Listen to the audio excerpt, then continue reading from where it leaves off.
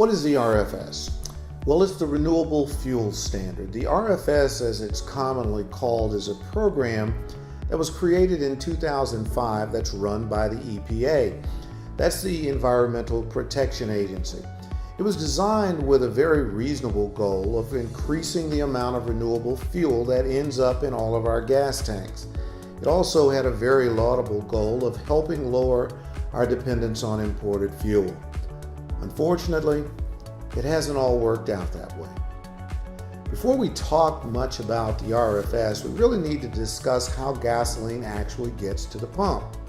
It all starts with crude oil, which refiners turn into gasoline, diesel, home heating oil, and other products. Then they send it from the refinery to the market in a pipeline. When gasoline arrives downstream at something called a blending rack, then ethanol or biodiesel are first then blended into that petroleum, which is then put on trucks and sent out to gas stations. Now, it's important to note that you really can't blend renewable fuel into gasoline at refineries because it actually corrodes the pipelines.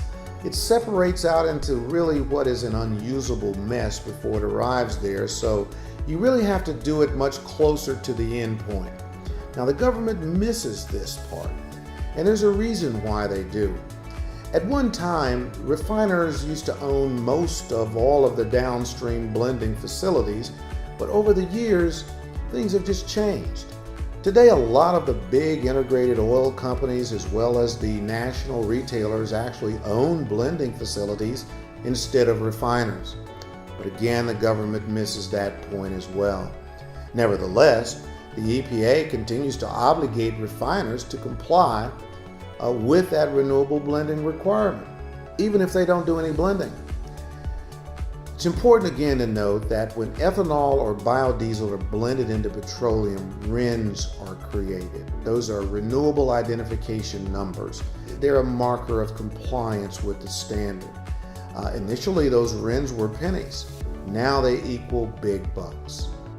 So what happens though if you're obligated for blending renewable fuel into gasoline but you don't do any blending? Well, you're forced to buy those valuable renewable credits or RINs from those blenders. As a result, the RFS system favors those companies that blend their own ethanol or renewable fuel. This is big oil and national chains. Now, since there's no RFS requirement placed on the blender, the big oil and the large gasoline chains are enjoying windfall profits because they're selling their excess renewable credits or RINs to these independent refineries that are forced to buy them to meet their renewable fuel obligations. Consequently, billions of dollars are being made selling compliance with the Renewable Fuel Standard. And each year, those renewable targets get higher. Because they get higher, the RINs get more expensive. Who gets hurt in all this? Now we talk about unintended consequences. Let me explain. With big gasoline retail chains making lots of RINs money thanks to the blending facilities that they own, they can put the squeeze on those small, independent gas station competitors that really can't afford to be blenders themselves. All they can do is buy their gasoline from the blending rack. With big gasoline retail chains getting richer, the little guys, well, they become less competitive. It's threatening actually to put them out of business. Not only them, the estimated 2 out of 5 minority-owned convenience stores that also sell gasoline.